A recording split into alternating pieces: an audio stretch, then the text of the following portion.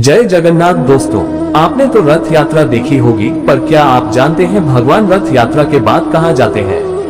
कहा जाता है कि भगवान भी बीमार पड़ते हैं और क्यों देवी लक्ष्मी रुष्ट हो जाती हैं। आज हम आपको बताएंगे रथ यात्रा के बाद की रहस्यमयी और भावुक कहानी, जो हर भक्त को जरूर जाननी चाहिए। हर साल जगन्नाथपुरी में तीनों भगवान जगन्नाथ, बलराम और सुभद्रा अपनी भव्य रथ यात्रा पर निकलते हैं।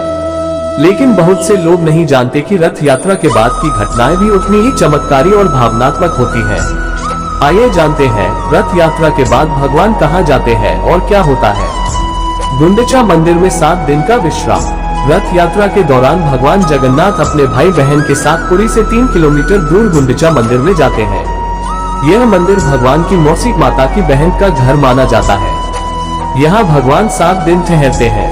उन्हें सादा भोजन, खिचड़ी, दही, पोहे दिया जाता है। ये प्रतीक है प्रेम पूर्ण सेवा और सादगी का।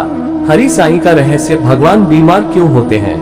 गुंडिचा मंदिर में रुकने के बाद भगवान को हल्की बीमारी होती है।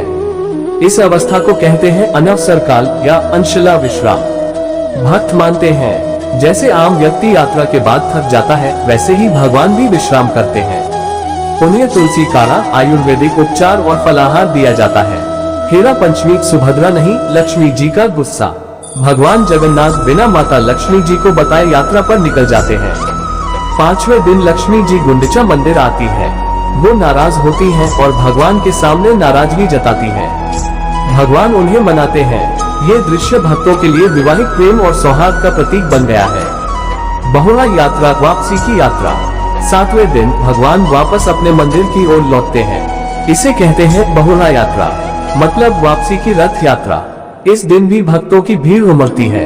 फिर एक और चमत्कारी घटना होती है, सुनाबेशा, भगवान का स्वर्ण रूप। रथ वापस मंदिर पहुंचने के बाद एक विशेष दिन आता है, जिसे कहते हैं सुनाबेशा अर्थात गोल्डन अपीयरेंस। इस दिन भगवान जगन्नाथ, बलराम और सुभद्रा जी को सोने के गहनों से सजाया जाता है। इस दर्शन को देखकर लाखों भक्त मंत्रमुग्ध हो जाते हैं। अंतिम लीला, रथ यात्रा का अंतिम पड़ाव है नीलाद्री विजय। भगवान का श्री मंदिर में पुनः प्रवेश। लेकिन भगवान को प्रवेश से पहले लक्ष्मी जी से अनुमति लेनी पड़ती है।